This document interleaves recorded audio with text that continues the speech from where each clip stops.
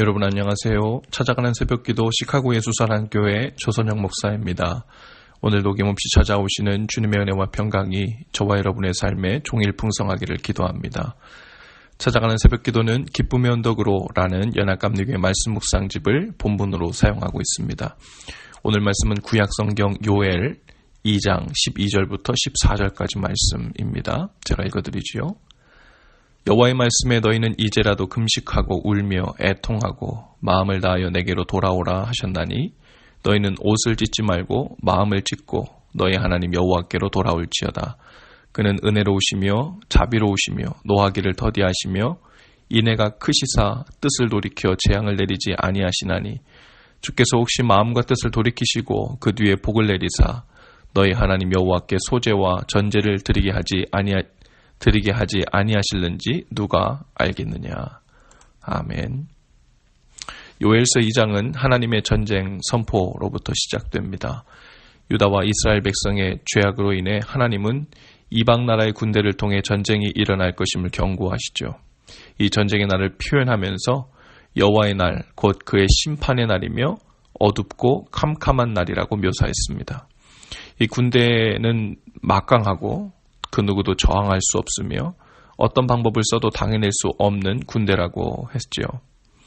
하나님은 이러한 심판의 날 선포로 인해서 유다와 이스라엘 백성들이 기도와 눈물로 하나님 앞에 나와 만날 수 있도록 준비를 시키신 것입니다.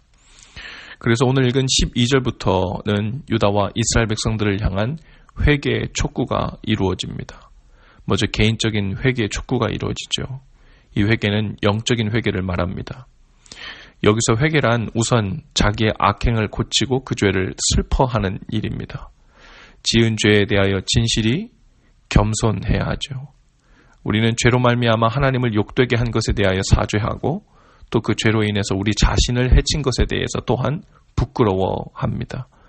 슬픔과 수치심을 나타내는 외적인 그 표현이 곧 금식하며 울며 애통하는 행동이 있어야 한다고 말씀하신 것이죠. 이렇게 죄에 대해서 아파하고 그 슬픔과 수치로 인한 부끄러움이 지나고 나면 주님의 은혜의 말씀이 선포됩니다. 곧 주께로 돌아오라는 것이죠. 옷을 찢지 말고 마음을 찢고 주께로 돌아오라는 것입니다. 이것이 복음입니다. 아무리 죄를 아파하고 슬퍼하고 애통하는 일이 있어도 하나님께로부터 주께로 돌아와도 좋다는 은혜의 손길이 없다면 막막한 일입니다.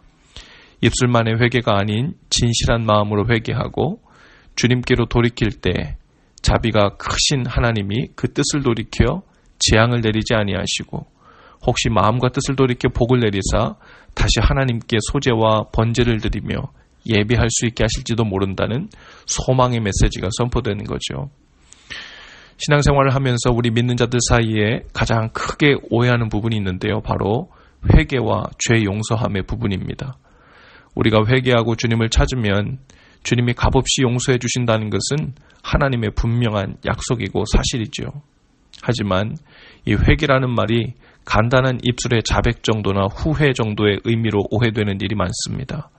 또 일단 그렇게 잘못했다고 시인만 하면 하나님은 즉시로 모든 피해 복구를 해주시고 아픔과 슬픔을 우리에게서 말끔히 제거해 주어야 한다는 식의 이해를 갖고 있죠. 그래서 오해도 많습니다.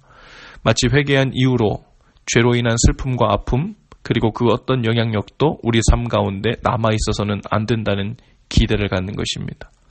그래서 그 죄로 인한 영향력이 조금이라도 슬픔과 고통의 모습으로 우리의 삶 속에서 다시 보이게 되면 마치 그 죄 용서가 일어나지 않은 것으로 또 하나님은 우리의 회개를 받아주시지 않았기 때문에 이 모든 감정의 문제들도 말끔히 제거해주지 않은 것으로 오해합니다.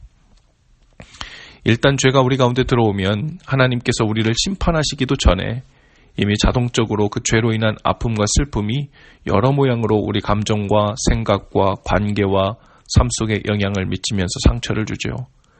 죄는 있는 그대로 우리의 삶 전체를 깨뜨리고 아프게 합니다. 중요한 것은 아직 하나님의 심판이나 재앙이 내리기도 전에 이러한 일이 자동적으로 우리 삶 가운데 일어난다는 것입니다. 이것은 죄가 가지고 있는 파괴력이죠.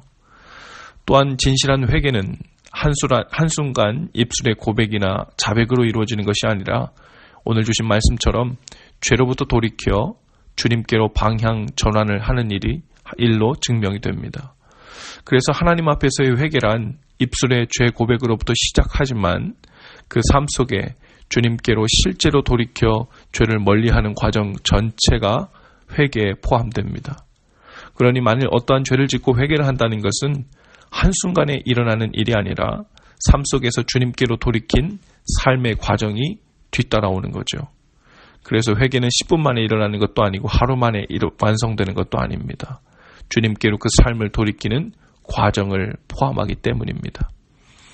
제자훈련 중에 한 형제님이 이렇게 물었어요. 회개를 하고 예수 그리스도의 보혈로 그 죄가 용서받았다면 그 결과로 모든 고통과 아픔이 멈춰야 할 텐데 왜 계속해서 지속되고 있느냐 하는 것이었습니다.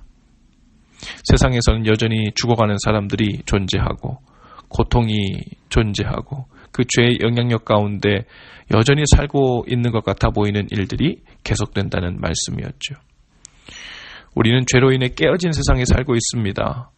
그 죄가 사람과 하나님과의 관계도 깨뜨렸고 우리 자신과의 관계도 깨뜨려 왜곡된 자아상을 가지게 만들었죠. 이웃들과의 관계도 깨뜨려 어떻게 이웃을 사랑하고 용서하고 용납하며 살아야 될지도 알지 못하게 했습니다. 세상과의 관계도 깨뜨렸어요. 세상 속에서는 조직적으로 구조적으로 이 죄의 영향력이 남아서 많은 사람들을 고통 가운데 밀어넣고 있죠. 우리는 개인적으로 하나님 앞에서 회개하고 주님께로 돌이킬 때 죄 용서를 받고 하나님과의 깨어진 관계가 회복됩니다. 그러나 아직도 깨어진 자아상을 어떻게 회복시키고 이웃들과의 깨어진 관계를 어떻게 대해야 할지 모르며 또한 죄로 인해 깨어진 죄의 시스템 가운데 돌아가고 있는 세상 속에 여전히 살고 있죠.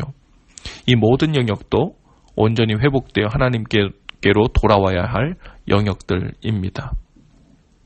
주님께로 돌이키는 일은 한순간에 일어나지 않고 삶으로 돌이키는 일이 뒤따라야 한다고 했습니다. 그래야 온전한 회개입니다. 우리를 향한 하나님의 자비는 영원한 형벌에 처하지 않고 다시 하나님을 예배하고 하나님을 섬기실 수 있도록 기회를 주시는 것입니다.